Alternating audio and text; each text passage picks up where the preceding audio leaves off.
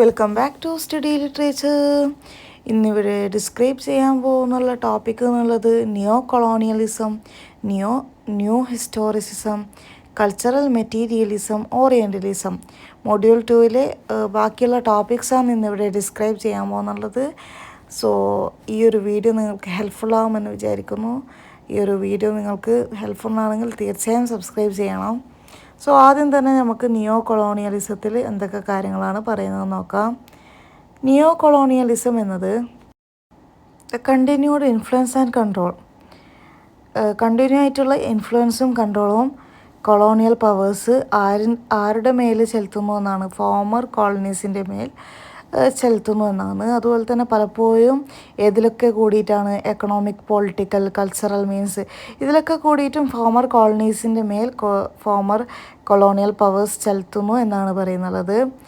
Even after the colonies have gained nominal independence gain ചെയ്യുന്നതുവരെയും direct military ഒക്യുപ്പേഷനേക്കാൾ കൂടുതൽ cultural ഹെജ്മണിയിലൂടെയും ഫോറിൻ ഇൻവെസ്റ്റ്മെൻറ്റിലൂടെയും എക്കണോമിക് ഡിപ്പെൻസിലൂടെയും നിയോ കൊളോണിയലിസവും ട്രഡീഷണൽ കൊളോണിയലിസവും ഓപ്പറേറ്റ് ചെയ്തിരുന്നു. ഓതേഴ്സ് പലപ്പോഴും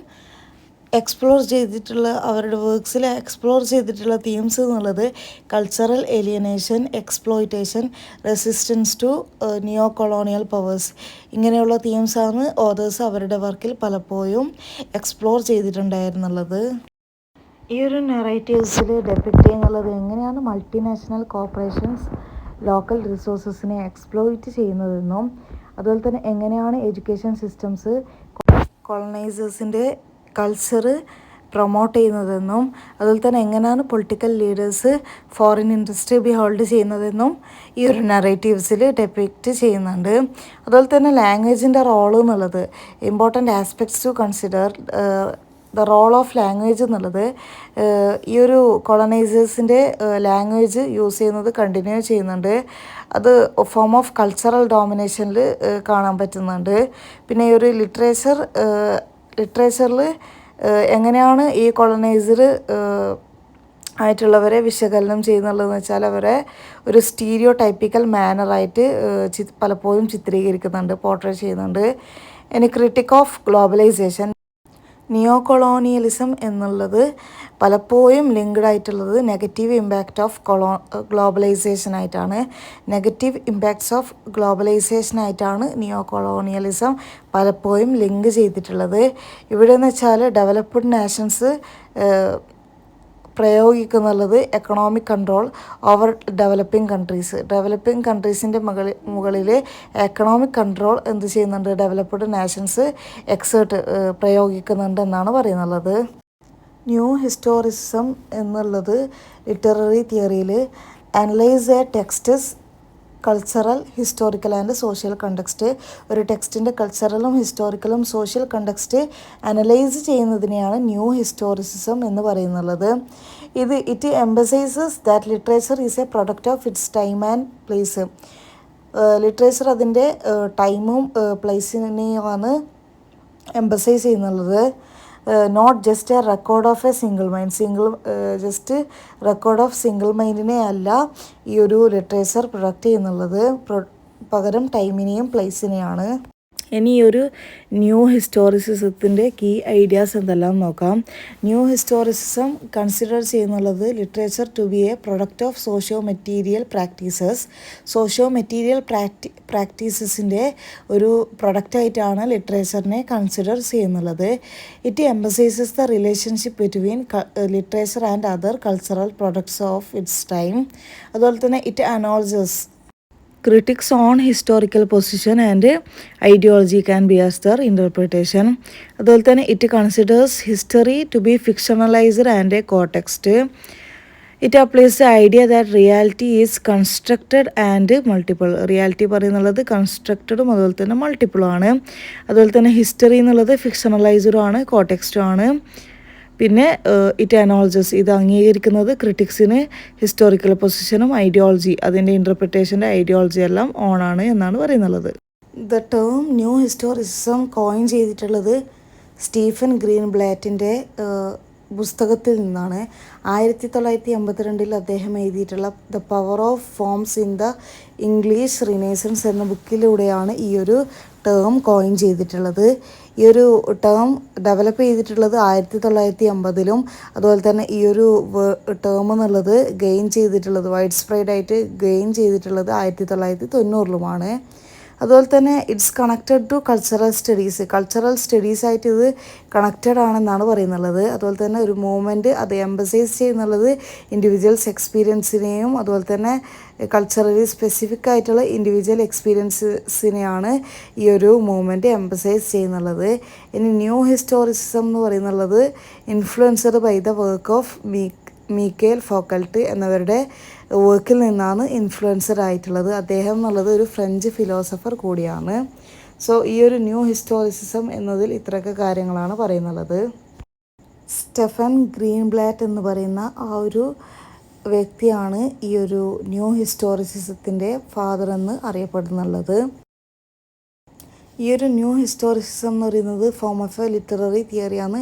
ഇതിൻ്റെ എയിം എന്നുള്ളത് ഇൻ്റലക്ച്വൽ ഹിസ്റ്ററി ലിറ്ററേച്ചറിലൂടെ മനസ്സിലാക്കുക എന്നതാണ്.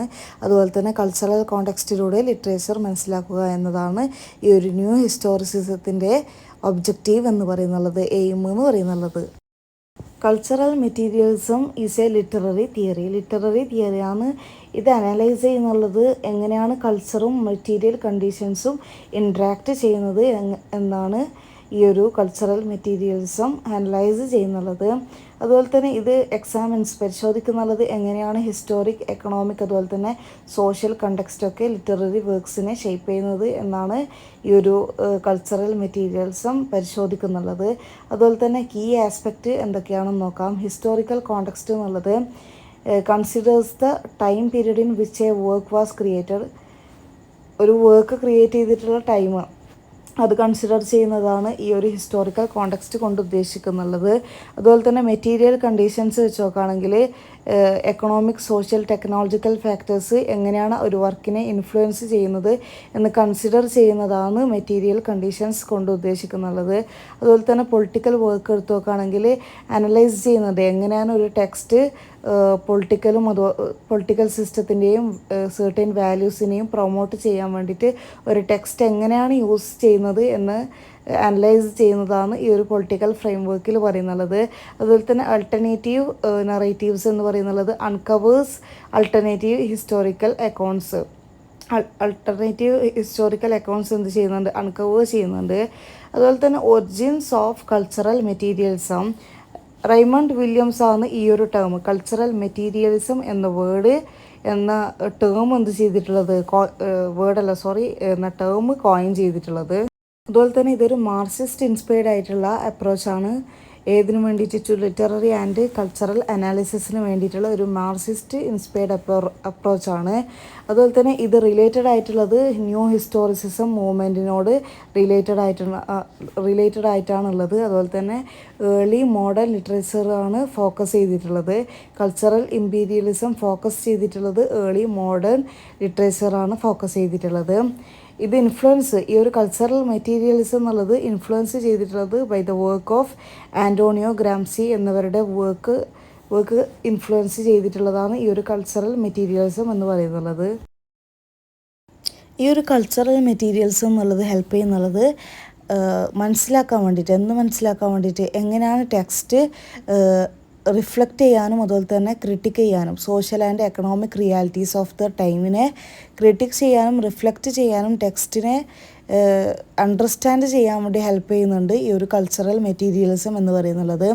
അതുപോലെ തന്നെ സോഷ്യൽ ആൻഡ് എക്കണോമിക് കണ്ടീഷൻസിനെ ഇൻഫ്ലുവൻസ് ചെയ്യാൻ വേണ്ടിയിട്ട് എങ്ങനെയാണ് ടെക്സ്റ്റ് മനസ്സിലാക്കുന്നതെന്ന് ഹെൽപ്പ് ചെയ്യാൻ വേണ്ടിയിട്ട് കൾച്ചറൽ മെറ്റീരിയലിസം ഹെൽപ്പ് ചെയ്യുന്നുണ്ട്. അതുപോലെ തന്നെ എങ്ങനെയാണ് text undermine dominant ideologies promote ചെയ്യാൻ വേണ്ടിയിട്ട് ടെക്സ്റ്റ് എങ്ങനെയാണ് മനസ്സിലാക്കുന്നതെന്ന് ഈ ഒരു കൾച്ചറൽ മെറ്റീരിയൽസും സഹായിക്കുന്നുണ്ട്. ഇനി നെക്സ്റ്റ് പറയാൻ പോകുന്നുള്ളത് ഓറിയൻ്റലിസം എന്താണെന്നാണ്. അപ്പോൾ നമുക്ക് ഓറിയൻ്റലിസം എന്താണ് പറയുന്നത് നമുക്ക് നോക്കാം. Orientalism is the way western media and literature present North African and Asian cultures.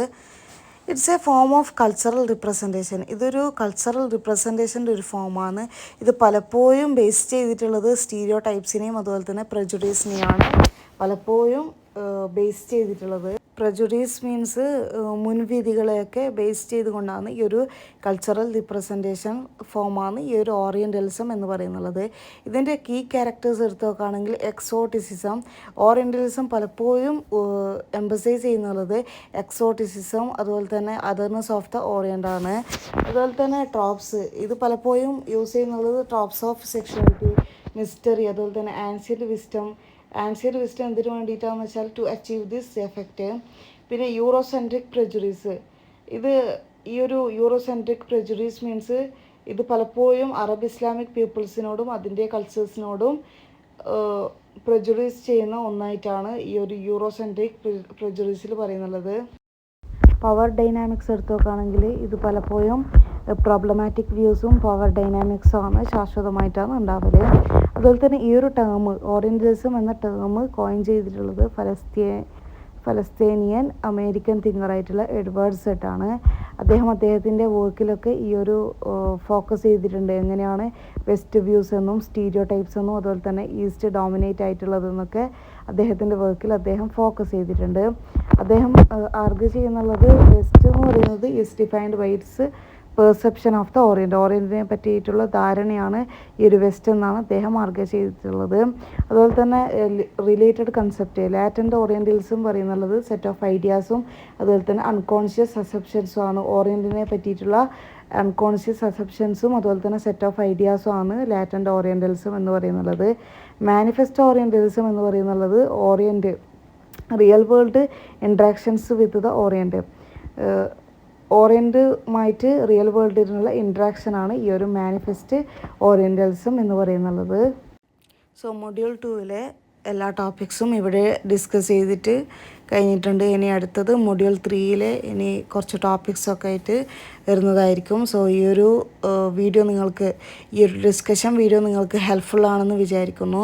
നിങ്ങൾക്ക് ഈ ഒരു വീഡിയോ ഹെൽപ്ഫുള്ളായിട്ടുണ്ടെങ്കിൽ തീർച്ചയായും ഹെൽപ്ഫുൾ എന്ന് കമൻറ്റ് ചെയ്യുക. അതുപോലെ തന്നെ നിങ്ങൾക്ക് ഈ ഒരു വീഡിയോ ഹെൽപ്ഫുള്ളായിട്ടുണ്ടെങ്കിൽ തീർച്ചയായും സബ്സ്ക്രൈബ് ചെയ്യുക. അതുപോലെ തന്നെ ലൈക്ക് ചെയ്യുക, ഷെയർ ചെയ്യുക, നിങ്ങളുടെ ഫ്രണ്ട്സിനൊക്കെ ഷെയർ ചെയ്യുക. മറ്റേതൊക്കെ ടോപ്പിക്കാണ് നിങ്ങൾക്ക് വേണ്ടതെന്ന് കമൻറ്റ് ചെയ്താൽ ആ ഒരു ടോപ്പിക്കൊക്കെ അപ്ലോഡ് ചെയ്യുന്നതായിരിക്കും. സോ ഏതൊക്കെ ടോപ്പിക്കാണ് വേണ്ടതെന്ന് അപ്ലോഡ് ചെയ്യുക. പിന്നെ നിങ്ങൾക്ക് ഹെൽപ്ഫുള്ളെങ്കിൽ തീർച്ചയായും കമൻറ്റ് ചെയ്യേണ്ടതാണ്. അത് നമുക്ക് ഇനിയും കൂടുതൽ വീഡിയോസ് അപ്ലോഡ് ചെയ്യാൻ കാരണമായേക്കാം. സോ നിങ്ങൾക്ക് ഹെൽപ്ഫുള്ളെങ്കിൽ തീർച്ചയായും ഹെൽപ്ഫുൾ എന്ന് തന്നെ കമൻറ്റ് ചെയ്യണം.